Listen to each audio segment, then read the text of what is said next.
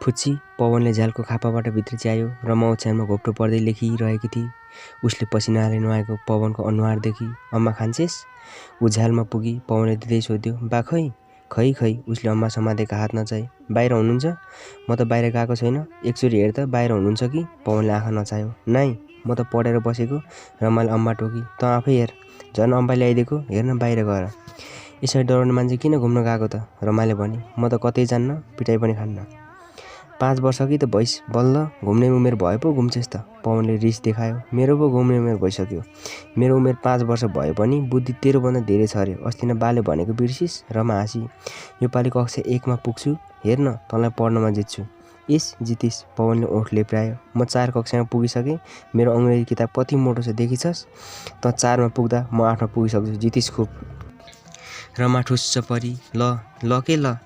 तैँले म भन्दा बढी पढ्छेस्। पवनले हात जोड्यो। एकचोटि बाहिर गएर हेर्दैन? म तँलाई भोलि पनि अम्मा ल्याइदिन्छु। अस्ति न अब अम्बा छोड्दिन भनेको होइन? दाँत अम्बाको बिहा अड्केछ। उसैले औँलाले दाँतको चेप खोताल पार्न थाली। मैले आफूले खाना चोर्ने हो त? तैँले खान्छेस् भनेर पो चोरेको त? म अम्बा त खान्छु, चोरेको खान्न। रमाले झ्यालमा कोइनालाई टेकी। बाले भनेको चोरको अम्मा खायो भने पेटमा रुख उम्रिन्छ अरे। इस उम्रिन्छ, पवनले ओठ लेप्रायो। चोरेको अम्मा खाएको खाइछस् त? पवन र बसन्तले शान्तिरामको बगैँचाबाट सयौं पल्ट अम्बा सलिफा चोरेर खाएका थिए। पेटमा रुख उम्रिने भए उनीहरूको पेट बगैँचा नै भइसक्थ्यो। तर उसले फेरि नचोर्ने कसम खाएको भने पक्कै हो, त्यो पनि सारा गाउँलेका अगाडि। शान्तिरामको बगैँचामा सलिफा, नासपाती, कटहर, उखु, बेलौती फल्थे। बगैँचाको फल देखेर गाउँले थोक निल्थे। शान्तिरामलाई गाउँले लोभिएको मनबारे थाहा थियो। राति चोर्न आउलान् भनेर चनाखो हुन्थ्यो। राति भरुवा बन्दुक बोकेर बगैँचाले एक फन्का लगाउँथ्यो। खासमा ऊ बगैँचामा आउने कालिज मार्न घुम्थ्यो। तर गाउँलेहरू फल चोर्ला खोजे जस्तो ठान्थे। शान्तिराम बिहान बिहान आँगनमा उभिएर बन्दुकको नाल पुछिरहन्थ्यो। ऊ सकेसम्म गाउँलेले बन्दुक देखुन् र तर्सुन् भन्ने ठान्थ्यो। उसले सोचे जस्तो गाउँलेहरू उसको बगैँचामा आँखा पनि लाउँदैनथे। एक रात त्रिलोक र बिजु शान्तिरामको बगैँचामा पसे। 22 वर्षको त्रिलोक र 14 वर्षको बिजु बदनाम चोर थिए। सौतनपुरको शिवशङ्करले देउतालाई भाकल गरेको कुकुर र काखी च्यापेर भागेका थिए। मैनापुरको देवदत्त टमाटाको गाईलाई रामबस्ती पुर्याएर 300 रुपियाँमा बेचेका थिए। सौतनपुरकै हजारी थारूको बङ्गुरलाई काटेर जङ्गली बँदेलको मासु भन्दै सौतनपुरले बेचेका थिए। 1 किलो मासु हजारीले पनि किनेको थियो। पछि पो थाहा भयो आफ्नै बङ्गुरको मासु रहेछ। उनीहरू जे देख्थे चोरिहाल्थे। बाँसबारीमा चोरेपछि सौतनपुर गएर लुक्थे। सौतनपुरमा चोरेपछि बाँसबारी आएर लुक्थे। मैनापुर, सौतनपुर र बाँसबारीका सबैलाई थाहा थियो उनीहरू चोर हुन्। तर कसैले पनि चोर्दै गरेको फेला पारेको थिएनन्। त्यसैले उनीहरू कुममा कुम जोडेर गाउँ डुल्लिरहन्थे। त्यस दिन सौतनपुरमा कोहिनूर झाँक्री, कैयालालकी स्वास्नी रतिदेवीको प्रेममा परेको बनभूतसित लडिरहेको थियो। बनभूत जङ्गलमा घाँस काटिरहेकी रतिदेवीलाई पछ्याउँदै गाउँसम्म आएको रहेछ। गोठमा लुकेर बस्दो रहेछ। एक्लै भएकी प्रेम गर्न थालिहाल्दो रहेछ। बनभूतको प्रेमले रतिदेवी दुब्लाउँदै गएकी थिए। बनभूतसित लडिरहेको कोइनीले आफ्नो छेउ पङ्क्तिबद्ध भएर उभिएका 5-6 जना केटालाई बाँदर देवता लगाइदिएको थियो र बाँदर देवताहरू होहल्ला गर्दै गाउँका बगैँचातिर दगुरेका थिए। बाँदर देवता बन्नेमा त्रिलोक र बिजु पनि थिए। उनीहरू भने दगुर्दै शान्तिरामको बगैँचा आइपुगेका थिए। भोकको देवता जागेको थियो। बेलौतीको रुख चढे छैठौँ उदाना कोपरिरहेका थिए। शान्तिराम बगैँचामा पस्यो। जुनेली रात थियो। चन्द्रमाको उज्यालोमा बन्दुकको नाल टल्किरहेको थियो। उनीहरूको सातो गयो। ढुकुरको जोडी चाहिँ पात पछाडि लुके। शान्तिरामले उनीहरूलाई देखेकै थिएन। ऊ त कालिजलाई पछ्याउँदै आएको थियो। कालिज उनीहरूले लुकेको बेलौतीको रुख अगाडि सलिफाको हाँगामा बसेको थियो। शान्तिरामले कालिजतिर राइफल सोझ्यायो। उनीहरू आतङ्कित भए। उनीहरूले त शान्तिरामले आफूतिर बन्दुक ताके जस्तो माने। बिजुले थरर काप्दै त्रिलोक पाखुरा समायो। त्रिलोक त अघिदेखि नै मनमने हनुमान चालिसा बरबराइरहेको थियो। उनीहरूले आफूतिर सोझिएको शान्तिरामको कोइनालाई बन्दुकको नाल सम्झे। शान्तिरामको घुच्चुक्ला अनुहार। बन्दुक ताकेको शान्तिराम ढुङ्गाको मूर्ति चाहिँ उभिरह्यो, एकदम शान्त र मौन। बन्दुक पड्क्यो। ड्याम्म। उता कालिज भुइँमा खस्नै पाएको थिएन। यता बिजु गोली लागेर चाहिँ भुइँमा खस्यो भ्यात्त, अनि त्रैलोक खस्यो भ्यात्त। शान्तिरामले 3 चोटि भ्यात्त सुन्यो। बिहान गाउँलेले कटहरको रुखमा बाँधेर राखेको त्रैलोक र बिजुलाई देखे। शान्तिरामले कालो मोसो दलिसकेको थियो। कालो मोसो बीच उनीहरूको आँखा अँध्यारो रातमा टल्किरहेका तारा जस्तै देखिरहेका थिए। छेउको बेलौतीको रुखमा कालिज चमेरा चाहिँ उल्टो झुन्डिरहेको थियो।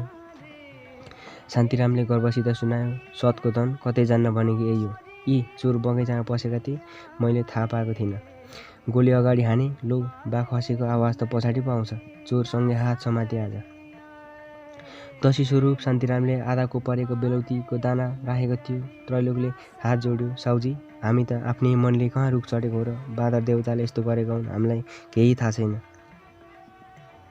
बाँदर देवता बिचमा ल्याउँछस्? शान्तिरामले मुड्की ताकेको थियो। बाँदर देवता बन्दुकदेखि डराउँछन्, तिमीहरू बाँदर देवता चढेकै थिएन। गाउँलेहरू हाँसे। अब यिनलाई के सजाय दिने त दाइ? उसले जीवरामलाई सोध्यो। जीवरामले डोरी खोल्न लगाए र उनीहरूलाई घोप्टो पार्ने आदेश दिए। ए मुर्दाहरू, चोरका पनि आफ्ना नियम हुन्छन् भन्ने थाहा छैन? आफ्नै गाउँमा चोर्ने हो। उनले सुम्ला उठ्ने गरी लट्ठी हिर्काए। अब गाममा चोर्दैनौँ भनेर कसम खाऊ। दुवैले हात जोडेर कसम खाए। यत्रा पहलमान भएर चोर्दै हिँड्ने हो? पहलमानले चोर्ने होइन, आफ्नो गाउँको रक्षा गर्ने हो, बुझेको हो? दुवैले मुन्टो हल्लाए। लौ, आजदेखि बाँसबारीको रक्षा गर्छौँ भनेर कसम खाऊ। जीवरामको आवाज उच्च भयो। क्रान्तिकारी जस्तै मुठी उचालेर दुवै उठे।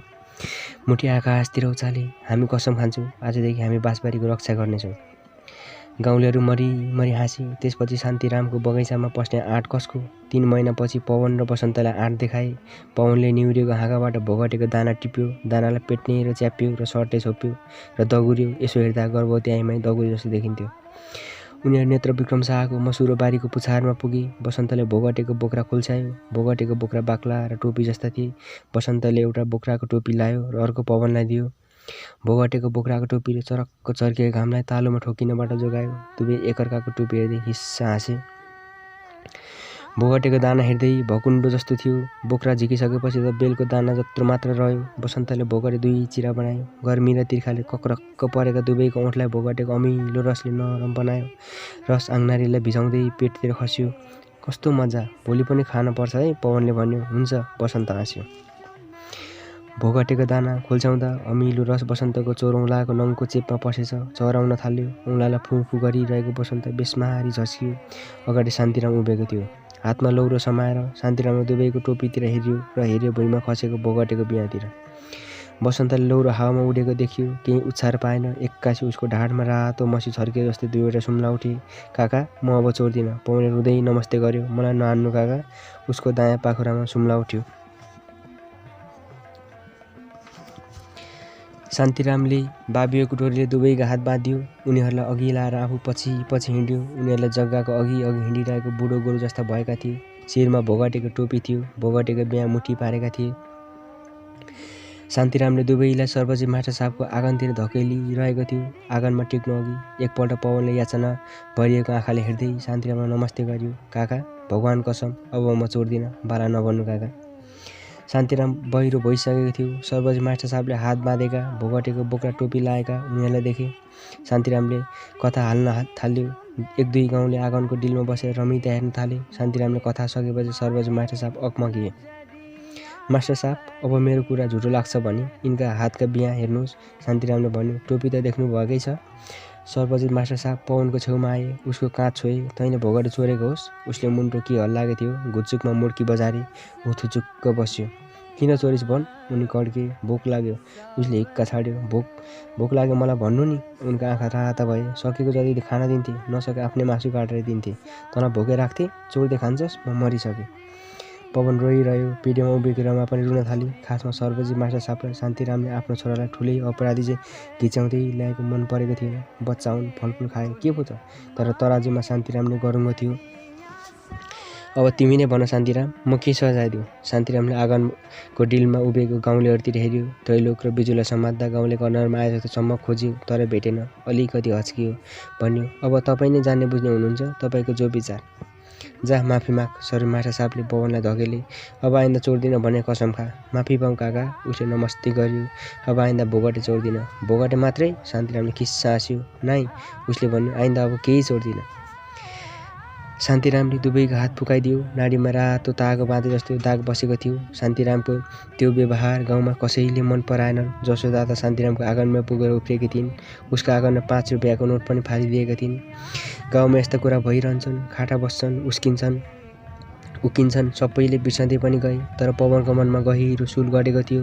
ऊ बसन्तको अगाडि कसम खान्थ्यो, बुझिस पन्ते, एक दिन त्यो शान्तिराम बुढो हुन्छ, हामी तन्नेरी हुन्छौँ, अनि त्यसलाई पहिला म चाकमा भोक्क लात्ती हान्छु, अनि त हान्नु हुन्छ। कसम सम्झेर अहिले पनि खिस्सा हाँस्यो। किन हाँसिस? रमाले सोधी। त्यत्तिकै उसले आँसु रोक्दै भन्यो, भन त बा कहाँ हुनुहुन्छ? जीवराम बाजेकोमा जानुभएको छ, 1-1.5 घन्टामा आउने रे। अघि नै भन्नु पर्दैन त। रिस देखाउँदै आँगनतिर गयो। आँगनको उत्तरी कुनापट्टि नल ठडिएको थियो। उसले नल चलाउँदै गोना धोयो। चप्पल कुर्कुचातिर खिसकेको रहेछ। चप्पल पनि धोयो। अनुहारको पसिना पखाल्यो। नलसँगै उभिएको मेवाको रुखबाट चोप खसिरहेको थियो। उसले शिर जोगायो। मेवाको रुखमा उसकी आमा सुनिताले रोपेकी थिइन्, जो बेला बेला चोप निकालिरहन्थे। पवन र रमा पनि त मेवाको रुख जस्तै थिए, हुर्किरहेका। उनीहरू पनि आमाको सम्झना आयो कि मेवाको चोप जस्तै आँसु निकाल्थे। उनीहरू दिनभर स्कुल र गाउँ डुल्दै रमाउँथे, खेल्थे र हाँस्थे। जब रात पर्थ्यो, जुनकिरी चाहिँ उनीहरूको पीडा चहकिलो हुन्थ्यो। उनीहरूको मन झ्याउकिरी हुन्थ्यो। सुनिता हुँदा त उनीहरूको घरमा तिहारै आए जस्तो झिलिमिली हुन्थ्यो रे, रौनक हुन्थ्यो रे। बाँसबारीको सबैभन्दा सुखी घर यहीँ थियो रे, जीवराम भन्थे। सर्वजी मास्टर साहबलाई बाँसबारी ल्याउनुमा जीवरामकै हात रहेछ। उनले सर्वजी मास्टर साहबलाई नेपालगञ्जमा भेटेका थियो रे। भर्खरै बिहे गरेको सर्वजी मास्टर साहब कामको खोजीमा सुनितालाई पछि लाएर मधेस झरेका थिए।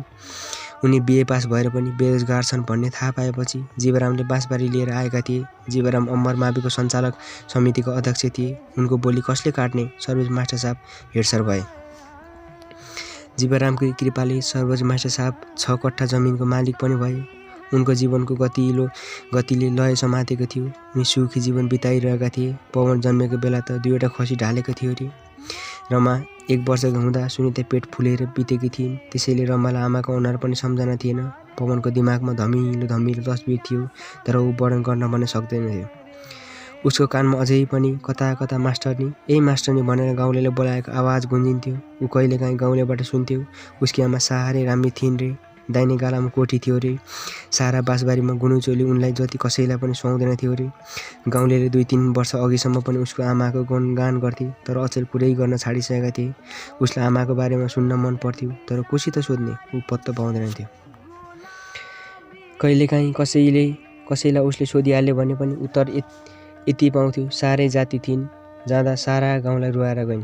कस्तै थिइन् आमै? ऊ सोध्थ्यो। तिमीले त आमाकै अनुहार पाछौ, ठ्याक्कै तिम्रो जस्तो थियो तिनको अनुहार। क्यार छौ त तिम्रो आमाको फोटा जति च्यातेर मास्टरले खोलामा बगाइदिए। पवन सर्वजी मास्टर साहबलाई फोटा किन फालेको भनेर सोध्न सक्दैन थियो। सोध्यो भने पहिला झर्किन्थे र अबेरसम्म उदास भइरहन्थे। पवनले 1-2 पल्ट उनले आँसु पुछेको पनि देखेको थियो।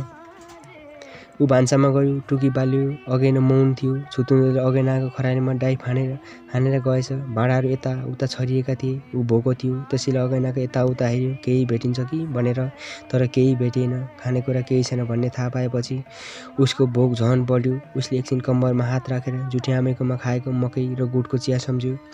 यस्तै भोकाको एक दिन ऊ आफै खाना पकाउन तम्सेको थियो। गाउँलेहरू पनि भन्थे, हेर पवन, मास्टर नै बितेपछि मास्टरको होस छैन, तिनको भर नपर। अब तिम्रो खाना पकाउने उमेर भइसक्यो, आफै बनाऊ, खाऊ, बहिनीलाई भोको नराख।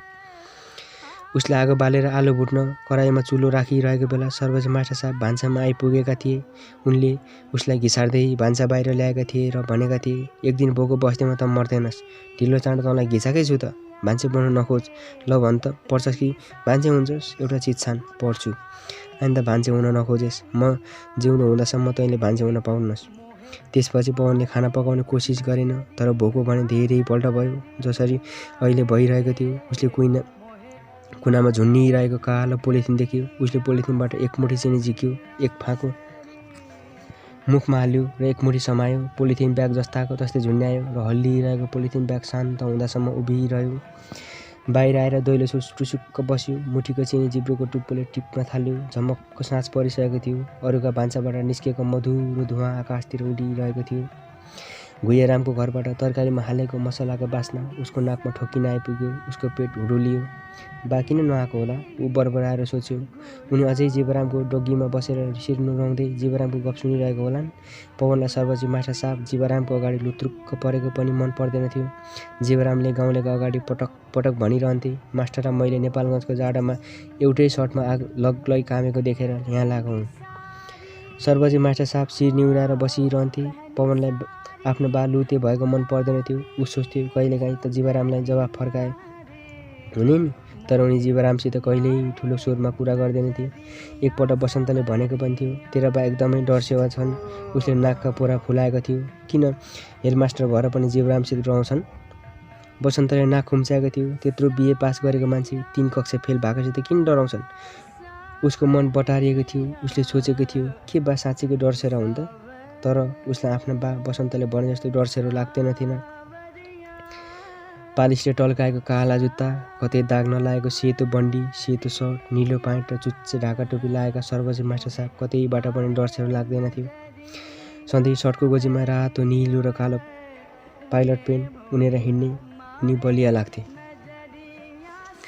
डरसेरो भएको भए राति यसरी हिँड्न सक्थे। उसले आँगनबाट सर्पजे बटारिँदै परसँग फैलिएको बाटो हेऱ्यो, तर सर्पजी मास्टर साहब देखिएनन्। खेतका बीचका रुखहरू भुत चाहिँ ठिङ्ग उभिएका थिए। उसलाई डर लाग्यो, भित्र पस्यो। भान्साबाट टुकी लिएर कोठामा आयो। रमा लेखिरहेको कापीमा दायाँ गालाको अडेस लगाएर निधाएकी थिइन्। कैलो कपाल गालाभरि छरिएको थियो। उसले टुकी अलि नजिक लगेर हेऱ्यो। रमाका नाकका पोरा बिस्तारै बजिरहेको थियो। आरु फुल जस्ता कलिला ओठको दाहिने कुनाबाट अलिकति र्याल निस्केको थियो। तन्नाको फेले पुछिदियो। टुकीलाई झ्यालको कुनामा राखियो। टुकीको सानो लप्पला मन्द मन्द चलिरहेको बतासले पछ्यौराको फेर्जे हल्लाउन थाल्यो। ऊ रमाका छेउमै ढल्कियो। टुकीमा हल्लिरहेको मसिनो आगोको धार अगाडि आफ्नो औँला ठड्यायो। भित्तामा छाया देखियो। उसले छाया खेलाइरह्यो। ए पवन उठ! उसका आँखाका कुनो हल्लिए। आँखामा टर्चको चहकिलो प्रकाश ठोकिरहेको थियो। उसले आँखा चिम्मा पर्यो। त पनि उठ, बहिनीलाई पनि उठाएर भात खान आइज। यति भनेर सर्वजी मास्टर साहब गए। पवनले आफ्नो ज्यान तन्कायो। झ्यालको खापामा राखेको टुकी टिप गरिरहेको थियो। रमा निन्द्रामै थिए। उसको गहिरो निन्द्रा देख्दा पवनलाई उठाउन मन लागेन, तर ऊ भोकै थिए। सके सपनामा खिर खाइरहेकी होली। उसले रमाको कुम झकझकायो। उसले झट्टै आँखा खोली। रमा यति चाँडै उठ्ली भनेर उसले सोचेको पनि थिएन। अघि पछि त जब ऊ रमालाई जगाउन खोजिरहन्थ्यो, रमा कोल्टे मात्रै परिरहन्थिन्। तर यसपालि ऊ पवनको पहिलो झकझकाइमै उठी एकछिन आँखा मिचिएर सोधी, भात पाक्यो? पवनको मन कटक्क भयो।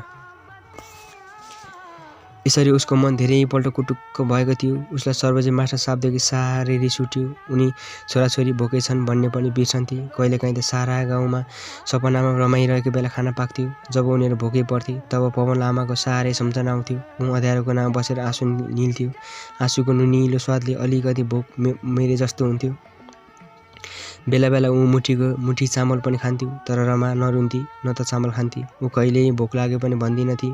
सायद भोक लाग्दा रुनुपर्छ भन्ने उसलाई थाहै थिएन। पवन र रमाको भोक गाउँलेलाई थाहा थियो। कतिले त सर्वजी मास्टर साहबले बिहे गर्ने सुझाव पनि दिन्थे, तर उनी हाँस्थे मात्र।